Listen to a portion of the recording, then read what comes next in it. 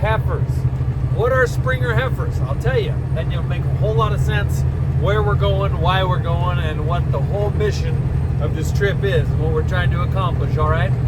So in the dairy world, you have milk cows, right? Those milk cows produce milk. They milk them twice a day. That milk goes out into the world. People use it for cooking, for drinking, for eating. Well, hopefully you don't have to eat milk.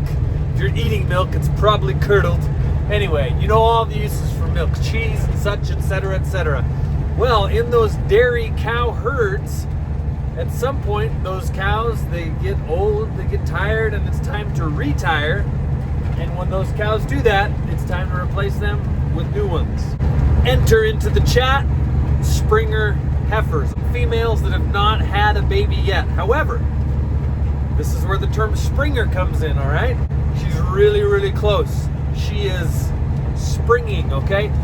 She starts to loosen up, starts to dilate, starts to spring, if you will, okay? So on the back right now we have, I think four different consigners or four different producers that have raised these heifers up. They've bred them to a Holstein bull.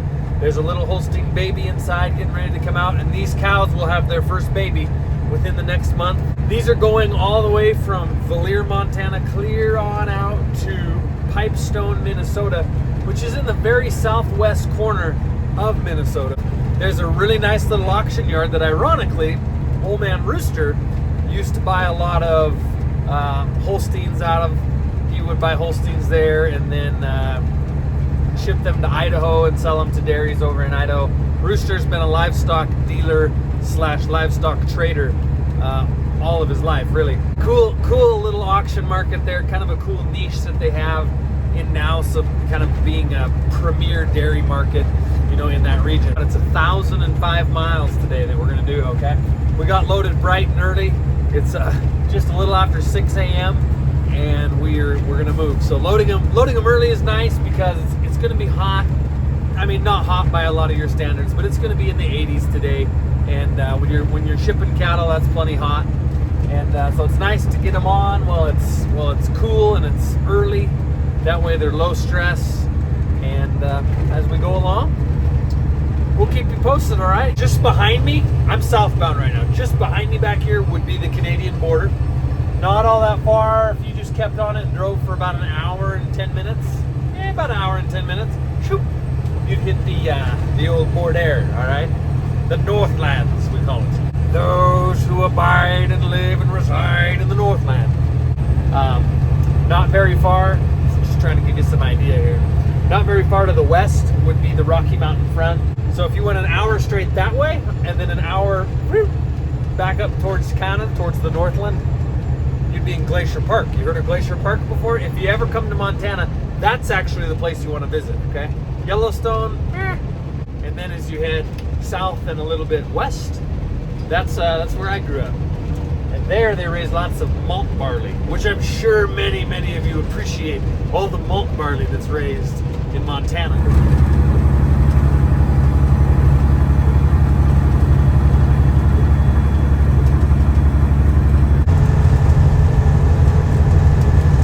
Big thing every year in Montana is belly dumping, right? The construction window in Montana is really brief. So because of that, when it's time to move dirt, when it's time to chew up asphalt, when it's time to pave, etc., it's like all hands on deck. We want to get everything we can, hammer down, all right? I'm telling you this because I feel like this is another one of these dying generations in the trucking world, and that is that these old timers, they tend to be some of the handiest dudes around, because they'll go out in their truck, and once they're out there, they're out there. A lot of them will tow their car behind. They'll have their semi, their belly dump, and they'll tow a vehicle behind it, because they basically set up camp out wherever it is that they're working, right? And they're out there for weeks or the full duration, you know, the 3 months of the construction season, whatever it may be. So if their truck has some issues, they got to be able to fix it themselves.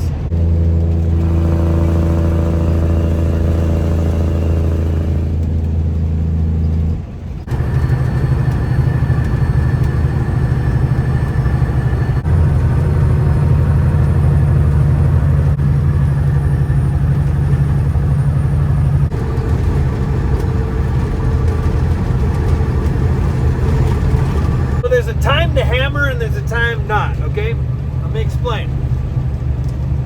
When you're loaded in a cow truck and you've got a long ways to go and you've got cargo that's especially special, like these old Springer Heifers, these coming mamas,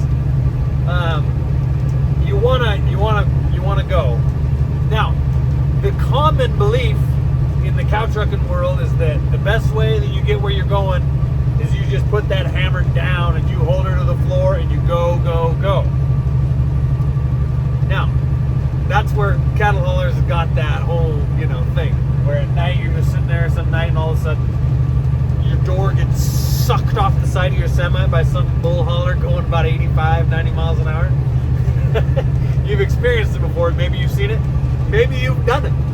But anyhow, I found over the years that the key to actually making time and getting down the road and making an expeditious delivery is in not stopping all the time. I cannot tell you how many times I've been just blasted by other cattle haulers, right? They go, whoa, whoa.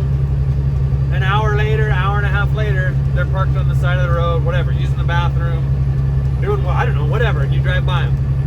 And then 30, 40 minutes later, they catch back up to you. Whoa! It's like, oh man. 4 hours later, maybe it's getting into the evening, they're pulled over, taking a little nap. I mean, you'll pass some of these guys 2 or 3 times as you're both moving east. Let me tell you what I love so much about Detroit engines, okay? You followed along with the Coconato, the overhaul, all that. I've got 3 semis with Detroit engines in them. Love these Series 60s. All of them have PDI turbos, manifolds, all have PDI computer programming. Just get amazing performance out of them. And here, this is it, right? Okay. In a conventional, typical semi, let's say a classic Peterbilt with the cat motor in it, classic Peterbilt with an ISX. When you're loaded and you put that hammer down and you roll, those specific combinations will absolutely punish you.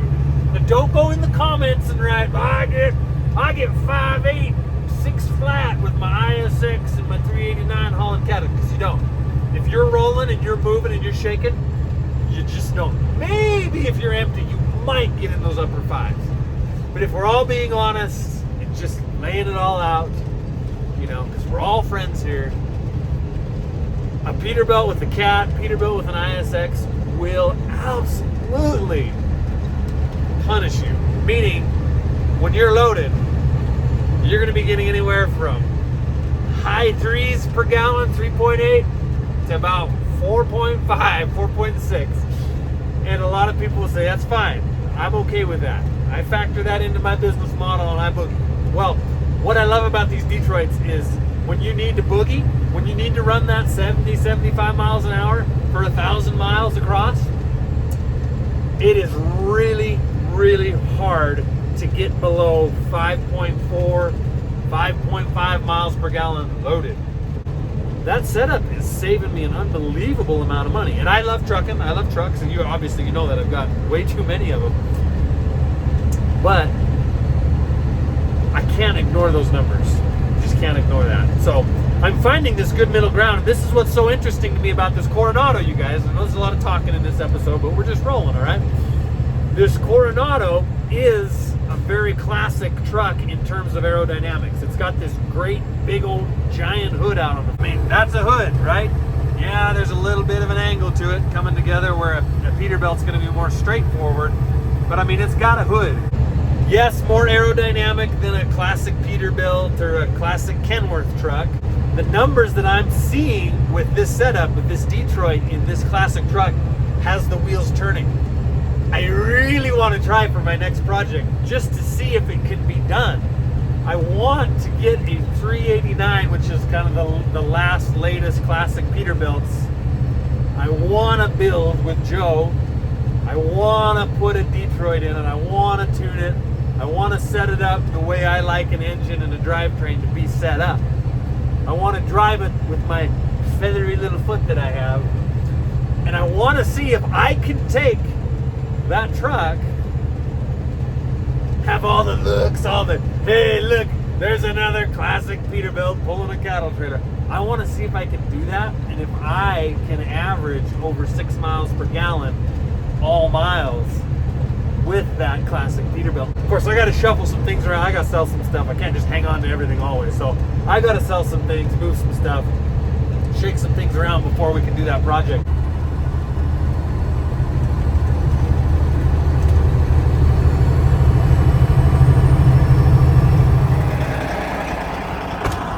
All right, let's take a peek, y'all. See how they are looking. I want to show you. If I can get in here quietly.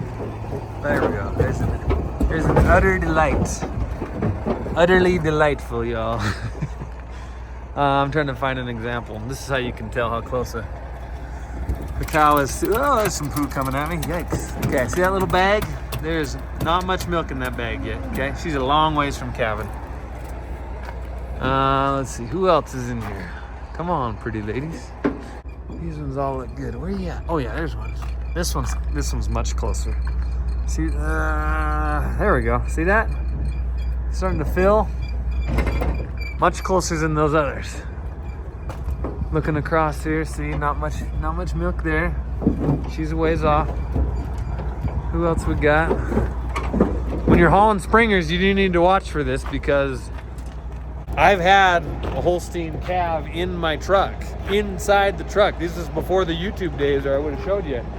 But I was hauling a load and I went to check, and here's this cow with the baby coming out. So let her have the baby, crawled inside the trailer with all the cows and was able to get it up and get it out. Called a friend that lived nearby. She came, just gave her the calf. She took it home and bottle fed it and raised it.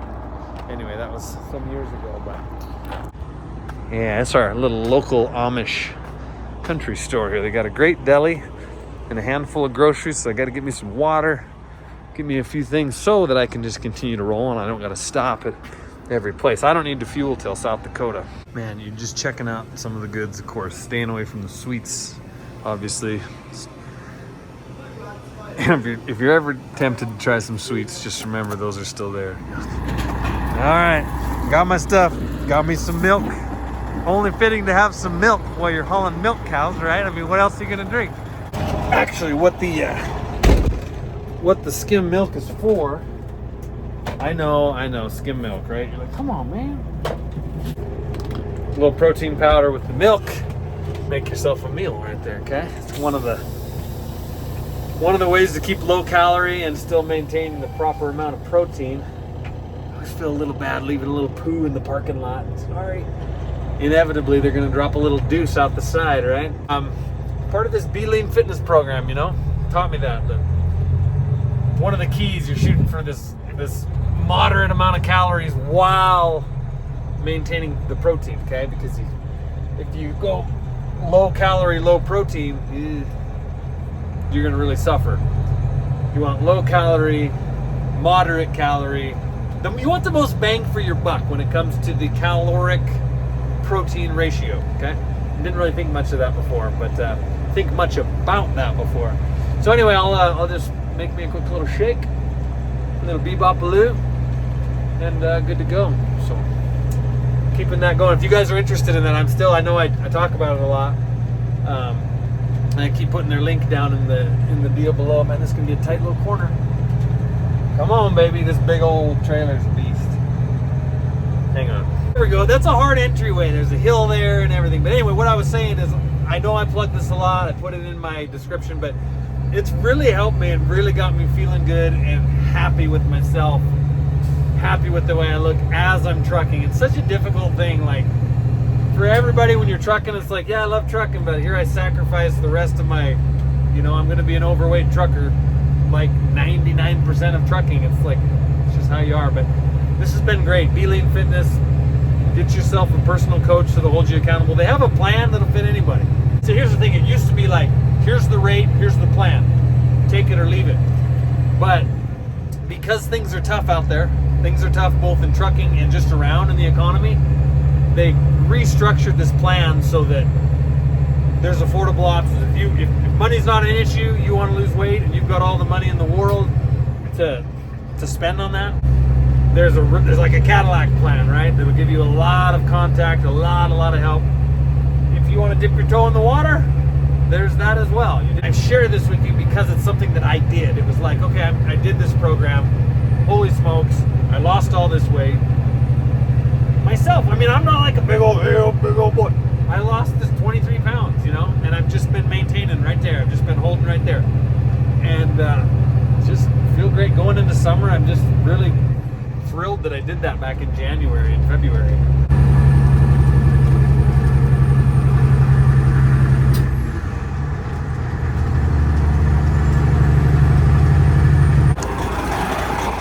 Another quick check. We're about 150 miles down the road from last time. Kind of want to make sure everybody's got their sea legs. See how they're all, you probably don't know. Yeah, you can tell. They're all stacked in just like this. That's what you want. See up here, there's a couple that are crossways.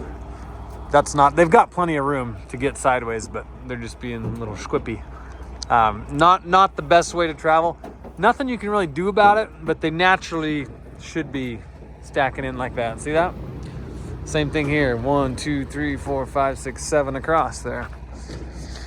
This is also my last chance if, for example, there was any tire issues or anything like that. There's this town and there's one more, and then we're kind of off into the DAC later on. So everything is looking good. Trailer's well. Country is nice. Not a breath of wind. Truck's running great. The horses are grazing. Let's roll on.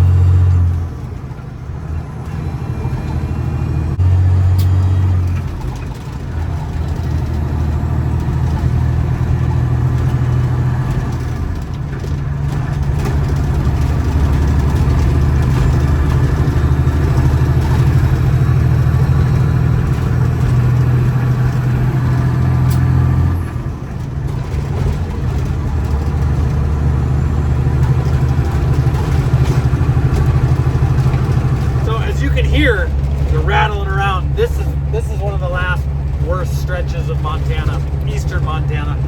Really, there's just a couple roads left that are just like atrocious. It's bad enough that when you're empty, it's almost not worth going this way because it's so rough empty. But I got to point out, because you're listening, I've been telling you how I'm getting all the rattles and shakes and stuff out of this Coronado, and we've achieved it. Officially, there are officially none left. As we're driving though, this road will rattle and shake anything. I learned that no matter how new and nice and fresh a truck is, the wrong type of road can make it rattle and shake. Case in point would be the NASCAR videos. That was a 2021 Peterbilt with 105,000 miles on it or something like that. Taking that thing across I-10 and whatnot, down south. Just atrocious roads. And these are a couple of these. We got about 10-12 miles of this one, and then it gets good. There's another stretch heading over towards the oil field into North Dakota that's just awful. And I'm sad to see the state is not working on either stretch this year.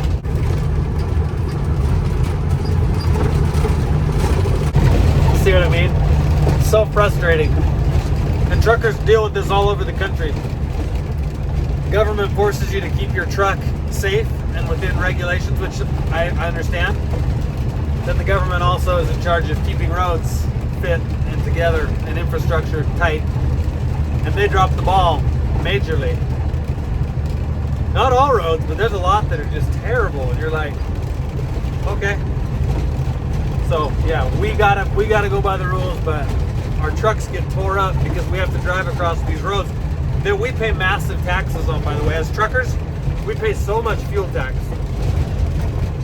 The reason we even have highways and byways to drive on is not because all the people in their cars, it's because truckers pay an unbelievable amount of fuel tax because we consume more fuel, right?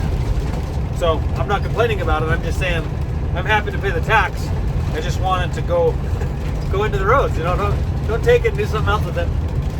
Let's keep these roads fixed. But it's really frustrating. I'm venting a little bit, but it's frustrating to work hard on keeping your stuff maintained and proper, and then come out and have to rattle and bang across stretches of highways like this. And here we are, a short while later, back on the roads. Now just listen.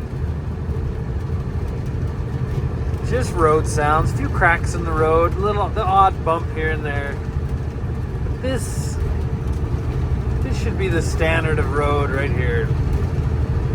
This is not too much to ask. Roads get tore up, let's redo them.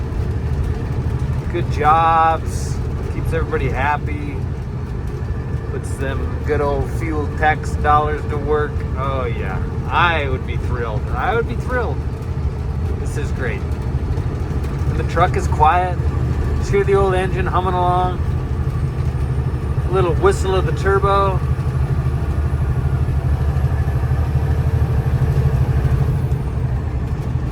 That's what I'm talking about.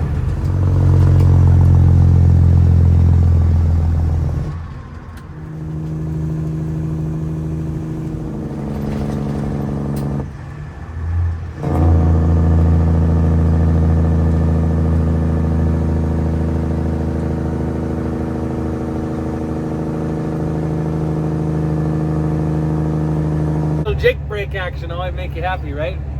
So the broadest scale, I believe, is closed, is what the signs are showing. If it is closed, I may slip in and catch some weights. I should be really close to legal. I was a couple thousand pounds overweight when we loaded, but we might even out here. Let's see what shakes. I'm gonna say negatory on that situation. Scale's closed, but I don't like the looks. I think it's just, I don't know. We'll see when we get going the other direction. Obviously, there's an oversized load blocking the road. And there's somebody working in there. Oh, maybe just wrapping up. Check it out over there. Oh, yeah. Huh. Well, now it makes me wonder, maybe the scale's open going the other direction. No, it's closed both ways. I don't know. The reason you want to weigh is because there's a port of entry in South Dakota. And I'm about 2.5 hours away from it. It's a Friday. Good chance it'll be closed. Also a good chance that I'm legal by now. You ready for a little trucking pro tip? This little fuel mileage pro tip. First things first, you never use your cruise control when you're loaded, all right? You're loaded unless you're on like the most flattest, straightest, unexciting piece of ground. You don't use your cruise control. You just don't, because your engine does not have the feathering ability that you do as an operator. Like right now, I'm doing 64 miles an hour at about, no, not quite 1,600 RPMs. That's 17th gear, you would say, 17th in an 18 speed. And that's just where it rides nice and easy right now. I could really hammer down on it. I'm boosting about, I don't know, kind of 18 pounds driving like this with my turbo, and which is not crazy. That's about 40% boost-ish, something like that. And that's where you want to be. Now I could put her to the floor, split this gear and grab 18th, but in doing so you would start to build a lot of heat and use a lot of extra fuel. Now most truck drivers will just do that. They're like, we gotta go. Well, there's a time and a place to go. Right now is not the time or the place to go. You'll see right here now an opportunity is getting in front of us. We've been just climbing kind of this long hill up, and we got a little bit of a kind of a crosswind coming and going. But now we're entering down into this long, slow ride into the valley. So I'm gonna go ahead and shift. We're just gonna let this thing ride. Yeah, we'll kick her on up to 70s, 72s. We just glide. You can't see them trees way out there. about 3 or 4 miles away. We're just gonna roll on down through the valley. But you never push beyond that 18, 20, pounds of boost if you're trying to make fuel mileage. But there's plenty of drivers out there that'll just keep that boost roaring. And when that's roaring, your engine's working, all right? There's a time and a place for boost as well. You're climbing a big hill and you really got to stay behind this load or stay underneath that load. Boost away, my friends. But if you're trying to make some mileage, you actually want to just drive based off your boost gauge. It's the most fuel sensitive gauge that you have. Okay, we're in old Bella Fourche, South Dakota.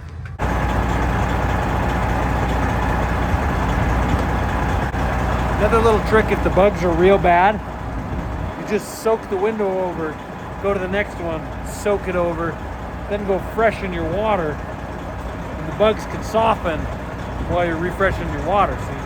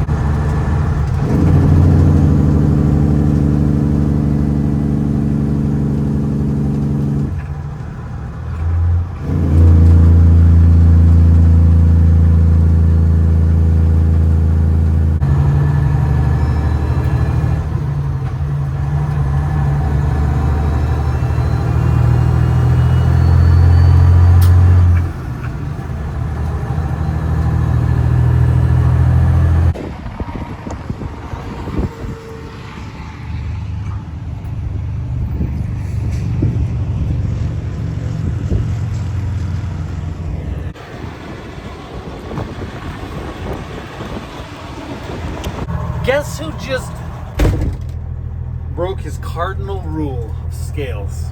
Me. This is one thing you got to watch out for, you guys, with Trucker Path. That's our little social media weigh station app that how you try to learn if weigh stations are open or not. Said it was closed. They've been closing every day like at 2. I checked it here when I was at my fork in the road, and it said it was closed. I don't know how. Somebody just pushed the wrong button.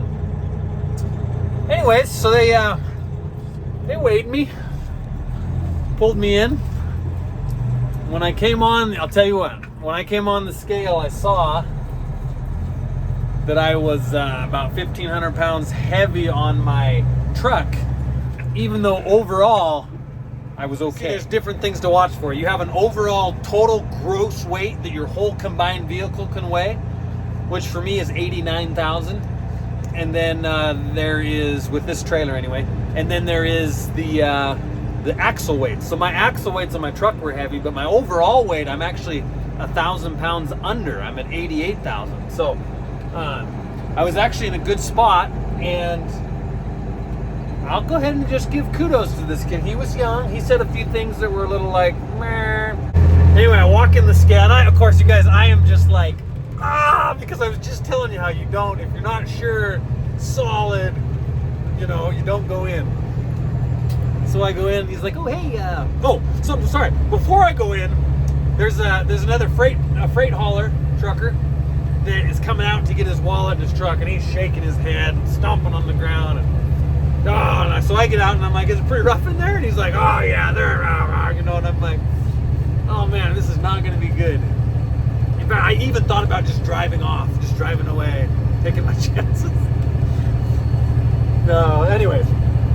So I go in there and he's like, you the livestock hauler? And I was like, how'd you know? How did you know? Anyway, he's like, I want to see your over 80 permit. So in South Dakota, if you're going to be over 80,000 pounds, that's okay, but you have to have this annual permit. I'm legit, guys. I know sometimes I get dinged for not having a sign on my door, etc., stuff like that, but I'm squared away, all right? So he checks my registration to make sure that I bought enough GVW, gross vehicle weight, to be in South Dakota. Check my permit. They're all just fresh, brand new. I just got them in the mail. And he's like, okay, that's all I needed. Just wanted to make sure. Hey, remember I was telling you about just pulling these rolling hills and such real easy. I don't know if you can see my boost gauges at the bottom left corner there. Boosting 20 pounds. Is that all your engine will do? No, not even close. That's just all the more that I want to boost on these rolling hills because I'm getting that mileage, see? Yeah, Wild Wild West, truck number 27.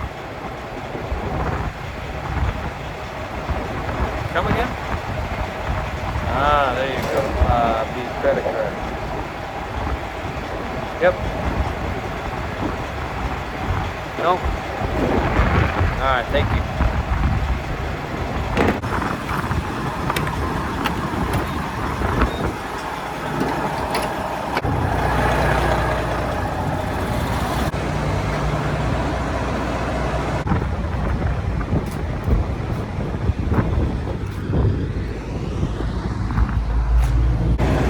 I noticed on this trailer that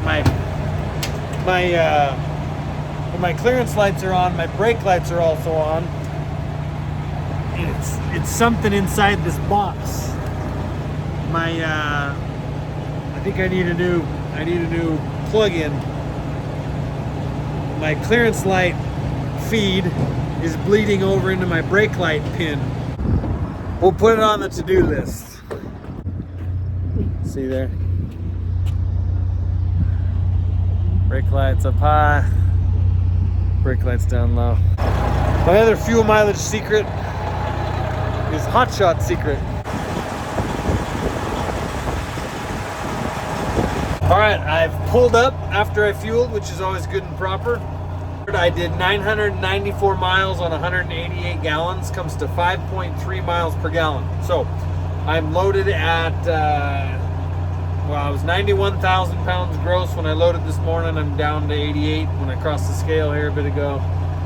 So it gives you an idea of my weight, and I've been clipping right along, as you've seen in some of the clips and things. If you've been watching the speedometer and what in the background, you know, we've kind of been through all kinds of terrains.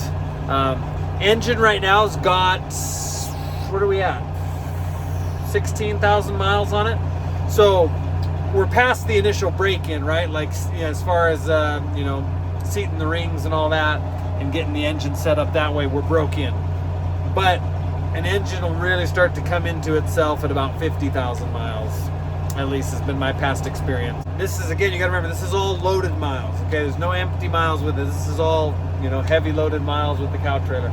Cow trailers pull, you know, hard because they've got the holes and the airflow and whatnot. They're not like pulling a van trailer or a flatbed or a hopper or anything like that. But now what we'll do, of course, I'll probably go out to where we're unloading and come back and refuel here tomorrow on my way back. And that'll give me a pretty good, in fact, I'm gonna reset this one. I'm thinking of it right now. So now we're reset, but that'll give me a 50-50. I'll be loaded out to Pipestone, empty coming back to Vivian. This is the coffee cup fuel stop in Vivian, where I remember my man Grayson, he's like the maintenance guy, daytime maintenance dude. One of my favorite stops because I can get 100 ounces of flavored Sobe water, which is nice. No cal, low cal.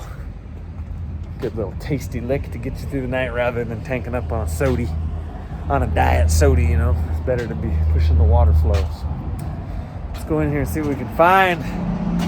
There's O'Racker. I wonder where he's going. I tell you though, on what planet is someone paying $15 for that thing? Come on now.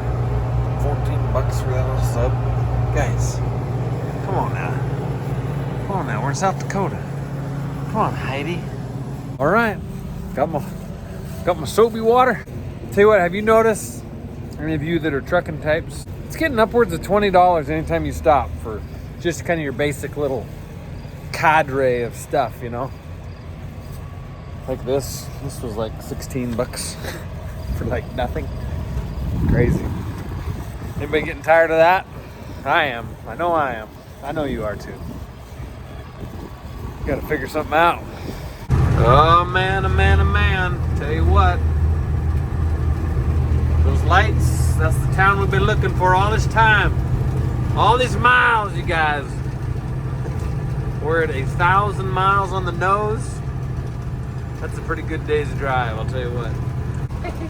Gotta love them bull wagons.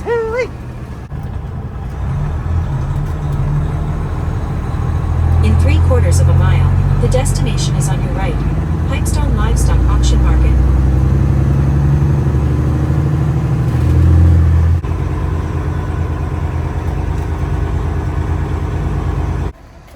Okay, dokie. Let's make sure we got the gates set up right.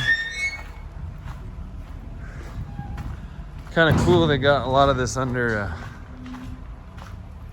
a roof. Yeah.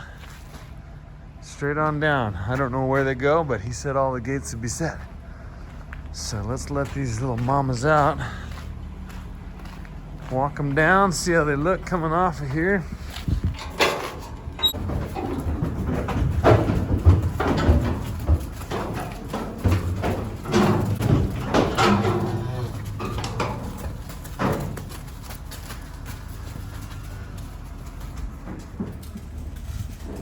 Hey, mama. Wrong way, baby. Wrong way, baby. Where are you going? Go with your buddies. Go on. Hey. Hey. Go on. Go on down. You missed the boat here. Come on.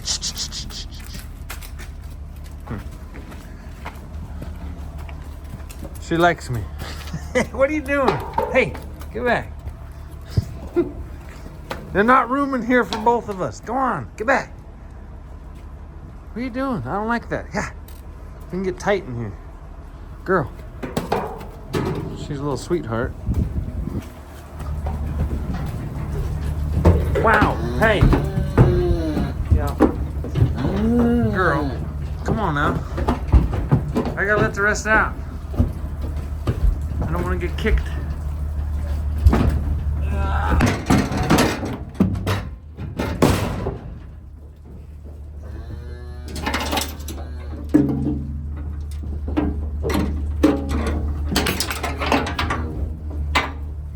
Come on, ladies. Come on. No. Come on, girls.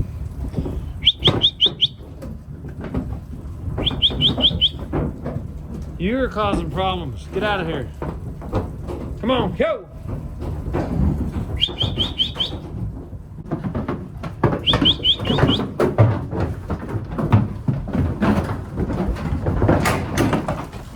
Come on. Oh, you dogs.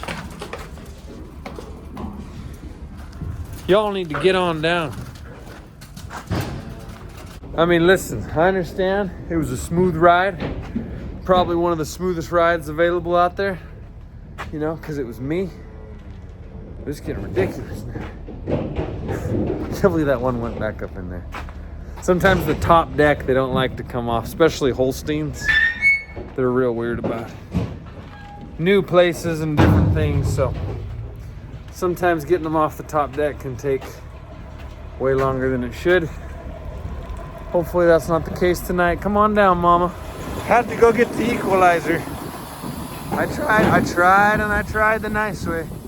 Nobody will listen to me. Give them nice little taps, talk nice to them. Oh no, no respect. No respect. Come on, go. That way I can just go pull forward over there and go to bed. It's almost 3 in the morning. Hey, come on, let's go. Go, girls. 9 times out of 10, they spin around and spray poo on you. Hey, get out of here.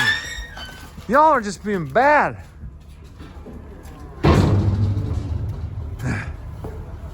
Okay. Now, hopefully these don't make a fool out of me, but so you gotta be a little careful when you go in with big cattle.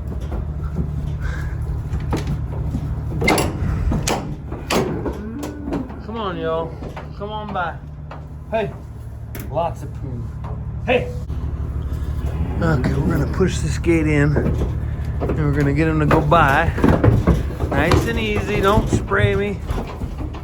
Sometimes they just don't want to go down that ramp. So if you push this gate this way, if needed, we can close the gate on them now and crowd them out. But we got 2 more down here we gotta let up first. All right, ladies. Come on out.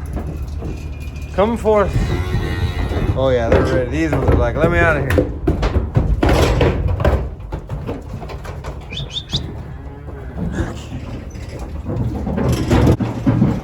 All right, there they go.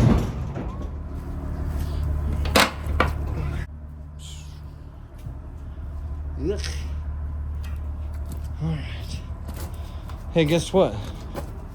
I didn't even get sprayed. Oh, one fleck. One little fleck on my knee. Darn it. So yeah, just a little grass and water. That's what they say. Just a little grass and water. So it's 3 a.m., 2:45, something like that. I think sometimes I like to go back down the road a ways till I wind down, but because the sun's gonna be coming up here soon, I think I need to hunker down and go to bed. Well, it's cool, because I do not idle my truck.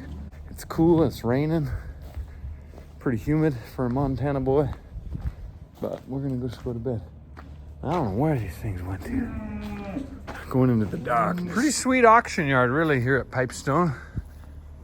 Look how dry and clean and nice it is. Of course, we're underneath the canopy. They got a big, nice. We're penning them right over on the other side of that over there. Big, nice double feed pen. I got a bunk full of hay. Big old tank full of nice, fresh Minnesota water. They should be good. I'm gonna put my paperwork in the shoot house. I'm gonna pull over there and go to bed. We'll see what tomorrow shakes.